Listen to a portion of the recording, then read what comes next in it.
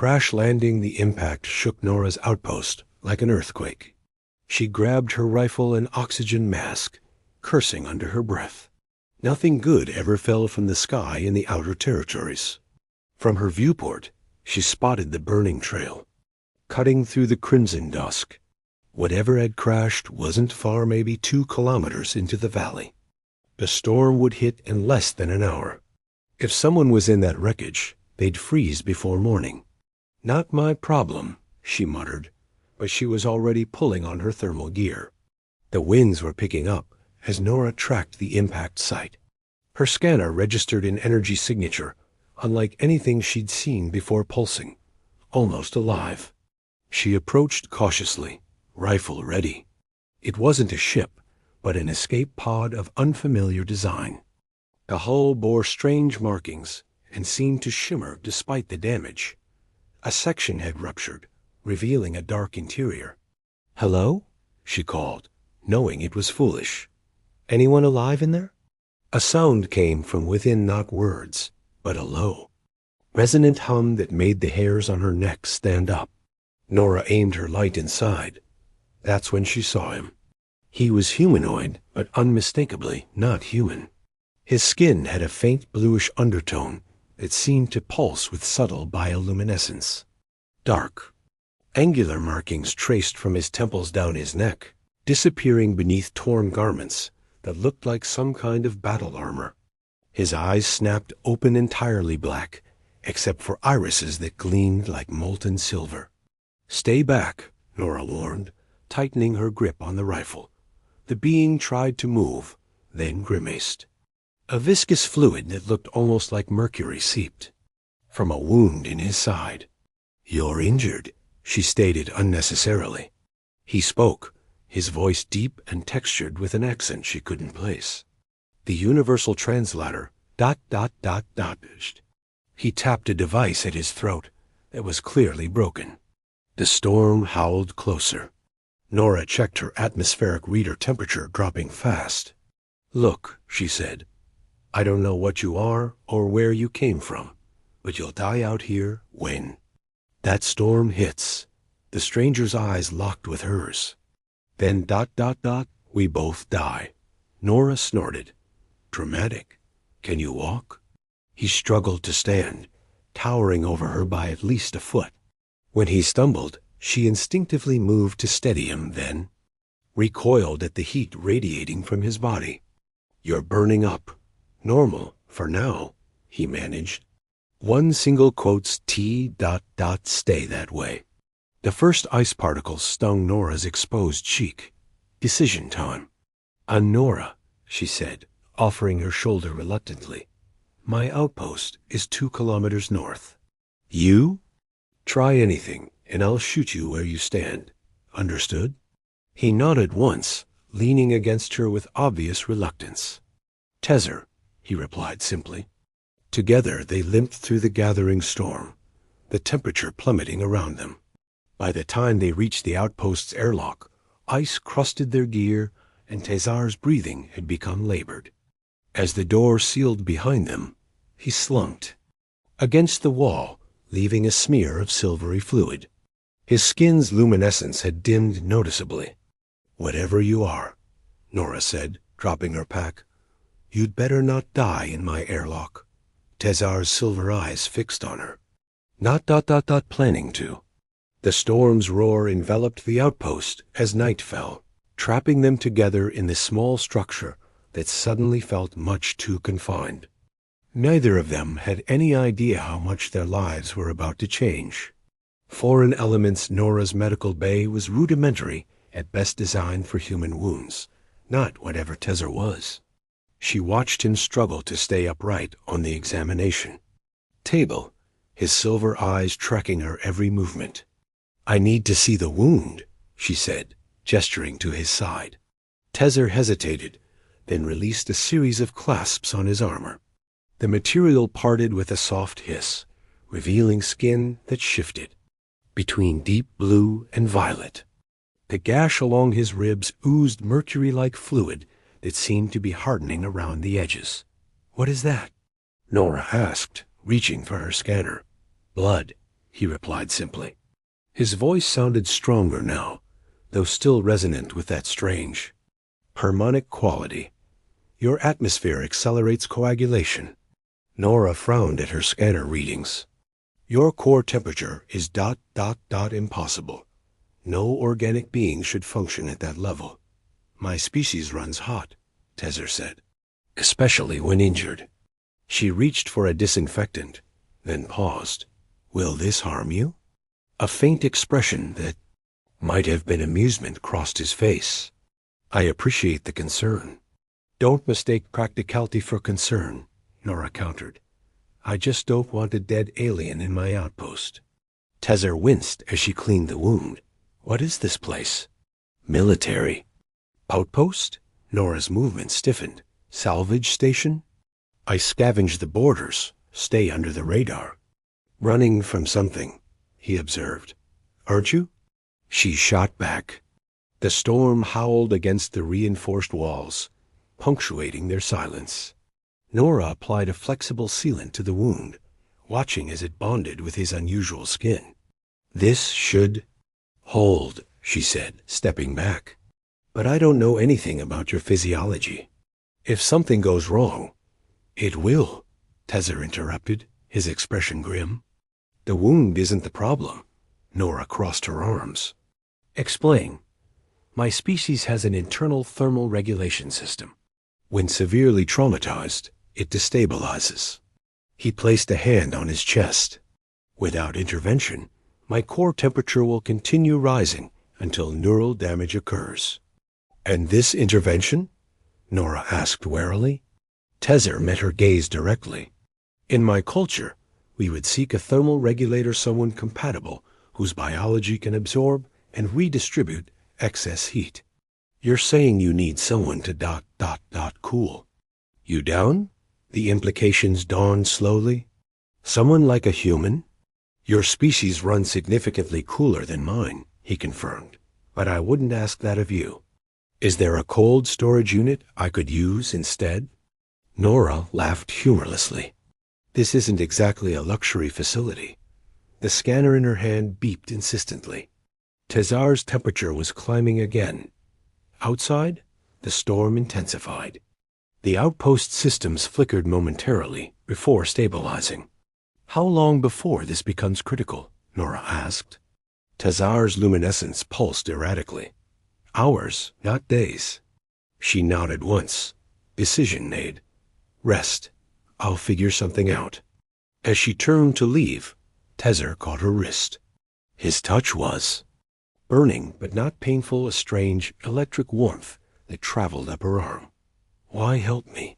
He asked quietly. Nora pulled away, uncomfortable with both the contact and the question. The storm will pass in 3 days, she replied, avoiding his eyes. After that, we go our separate ways. Just try not to die before then. The outpost lights dimmed to night cycle as she left the medical bay, his silver gaze following her until the door closed between them. Thermal exchange. Nora woke to alarms blaring through the outpost. She scrambled from her bunk, checking the system diagnostics. Not external breach, not atmospheric, the medical bay. She found Tezer convulsing on the floor, his skin blazing, with pulses of blue-violet light. The air around him wavered with heat. Tezer. She dropped beside him, ignoring the searing temperature. What's happening? Thermal ... cascade, he gasped. Cannot ... stabilize. The scanner showed his core temperature had reached critical levels. Without thinking, Nora ran to her storage unit, yanking out emergency cooling packs. She activated them and pressed them against his neck, his chest, anywhere she could reach. They melted almost instantly. Not enough, Tezer managed through clenched teeth. Need ... contact. Nora hesitated only a moment before making her decision. Tell me what to do. Skin contact, he said, his voice strained. The more, the better. She swallowed hard, then began removing her thermal shirt. This isn't personal, she warned. This is survival. Tezer attempted a nod, his eyes half closed in pain. Stripped down to her undershirt and leggings, Nora positioned herself behind him, pulling his upper body against hers. The heat was overwhelming at first, like embracing a furnace, but she held firm, focusing on steady breathing. Gradually, she felt the heat transferring between them, flowing into her body and dissipating. Tezar's tremors began to subside. "Better?" she asked, her voice unexpectedly hoarse. "Yes," he murmured. "Thank you." They remained locked together, the transfer creating an unexpected intimacy neither had anticipated. Nora found herself strangely aware of every point of contact, his back against her chest, her arms around his torso, the side of his face near hers. "In my culture," Tezer said quietly, "this level of thermal exchange is ... significant." Nora tensed. "You said this was medical." "It is," he assured her, "but also ... intimate. Heat sharing is rarely done outside of close relationships." "Well, we don't have much choice, do we?" Nora replied, trying to maintain detachment despite the strange connection forming between them. As his temperature stabilized, Tezer shifted to face her, his silver eyes now bright and clear. Their faces were inches apart. "Your heart rate has increased," he observed. "Because you were practically cooking me alive," she retorted. A smile tugged at his mouth, the first she'd seen. "Your defensive response is ... charming. And your alien directness is annoying," she countered, but without real hostility. When his hand moved to touch her cheek, she didn't pull away. His fingers traced the line of her jaw with careful precision, as if memorizing her features. "The storm outside," he murmured. "How long did you say it would last?" 3 days, Nora replied, her voice barely above a whisper. Tezer nodded slowly, his gaze never leaving hers. "Then we have time." "Time for what?" she asked, though something in her already knew the answer. "To decide," he said simply, "what happens when the storm ends." The outpost creaked and groaned under the assault of the elements, but inside, in the dim light of the medical bay, 2 beings from different worlds remained, entwined in a thermal exchange that was quickly becoming more than mere survival, breaking barriers. The second day of the storm brought an uneasy rhythm to their confinement. Tezar's condition required regular thermal exchanges, each session dissolving another layer of reserve between them. By midday, Nora found herself sharing more than just body heat. 7 years with Frontier Defense, she explained as they sat together on her small couch, his arm casually draped behind her to maintain contact. "I was their best pilot until Callisto." "What happened at Callisto?" Tezer asked, his voice gentle. Nora stared at the wall. "They ordered me to bomb a settlement. Claimed it was insurgents. But my scans showed civilians' families." She took a deep breath. "I refused, turned my ship around.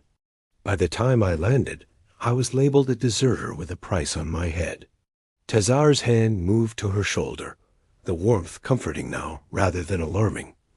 "You chose honor over orders." "I chose to live with myself," she corrected. "Been hiding. Out here ever since, taking salvage jobs, staying invisible." She turned to him. "Your turn. What were you running from when you crashed?" Tezer was silent for a moment, the luminescent patterns on his skin pulsing slowly. Was Guardian Caste, sworn to protect the Vexery High Council." His expression darkened. "I discovered the Council was experimenting on captive species, using them to develop biological weapons. When I confronted them, they declared me severed." "Severed?" "Cut from the collective, marked for elimination." His silver eyes met hers. "I stole an experimental vessel, but they pursued. The crash was ... not accidental." The implications settled between them. "They're looking for you," Nora stated. "Yes, and they have technology to track Vexery biosignatures across significant distances." A sudden beeping from the communications console interrupted them. Nora crossed quickly to check it, her body tensing as she read the display. "Patrol ship," she said tersely. "Scanning this sector with non-standard frequencies." Tezer stood, moving to her side. "Vexery scanners. They're searching for my thermal signature." Their eyes met, understanding passing between them. If the scanners detected him, both their hideouts would be compromised. "The storm provides some interference," Nora said, mind racing. "But once it clears, double coat." "I should leave," Tezer stated. "Draw them away from you. In that storm? You wouldn't make it a kilometer." Nora's hand found his, fingers intertwining naturally. "Besides, we both know your thermal regulation isn't stable yet." The proximity alert beeped again, the patrol moving closer despite the storm. "There's another option," Nora said slowly. "My outpost has a shielded compartment beneath the floor. Old Smuggler's Hold. It might mask your signature temporarily." Tezer studied her face. "Why risk this for me?" The question hung between them, laden with everything unsaid. Nora's defenses, carefully maintained for years of solitude, wavered under his gaze. "Because," she began, then faltered. Instead of finishing her sentence, she leaned forward and pressed her lips to his. The kiss was electric, literally. A current seemed to pass between them, his natural heat meeting her coolness in a perfect equilibrium. When they parted, both were breathing heavily. "That's why," she whispered. Tezar's expression softened. He traced her face with gentle fingertips. "Then we face this together." Outside, the storm began to wane, and with it, their protection from what hunted them. As they prepared the shielded compartment, their touches lingered, each contact carrying the weight of a future suddenly as uncertain as it was desired. Fusion Point, the storm cleared at dawn on the fourth day, revealing skies of crystal clarity that offered nowhere to hide. Nora watched from her viewport as the Vexery patrol ship emerged from the cloud bank, its sleek obsidian hull absorbing, rather than reflecting light. "They're starting a systematic grid search," she observed, studying her scanner. 3 hours before they reach us, maybe less." Tezer stood behind her, his presence now a comfort rather than a threat. The shielded compartment had masked his signature overnight, but a thorough scan would eventually detect him. "I've been thinking about our options," Nora said, turning to face him. "I could contact Frontier Defense, offer to turn myself in for a pardon." "Unacceptable," Tezer replied immediately. "I won't let you sacrifice yourself." "Or," she continued, a hint of mischief in her eyes, "we could steal that patrol ship." Tezar's silver eyes widened. "That's audacious." "I'm an excellent pilot," she reminded him, "and you know Vexery systems." It was reckless, borderline suicidal, and their best. Chance. They spent the next hour in urgent preparation, gathering weapons, supplies, and plotting approach vectors. As they worked, Tezer suddenly grasped her hand. "Before we do this," he said solemnly, "you should understand what happens if we succeed." Nora looked at him questioningly. "If we take that ship, we can escape this system, but we'll be hunted by both your people and mine. There's no going back to your life here." She smiled wryly. "What life?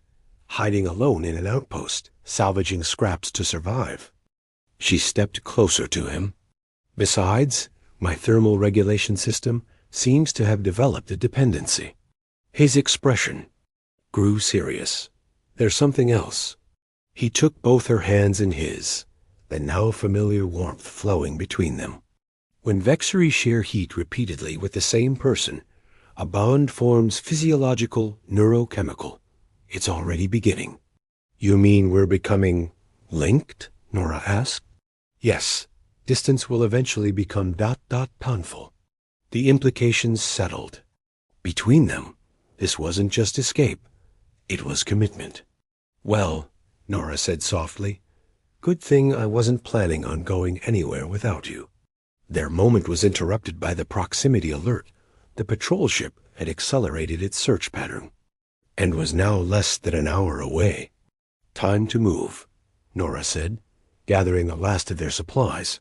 They took her salvage skimmer, using terrain features to mask their approach, until they were directly beneath the hovering Victory vessel, using Tazar's access codes and Nora's piloting skills.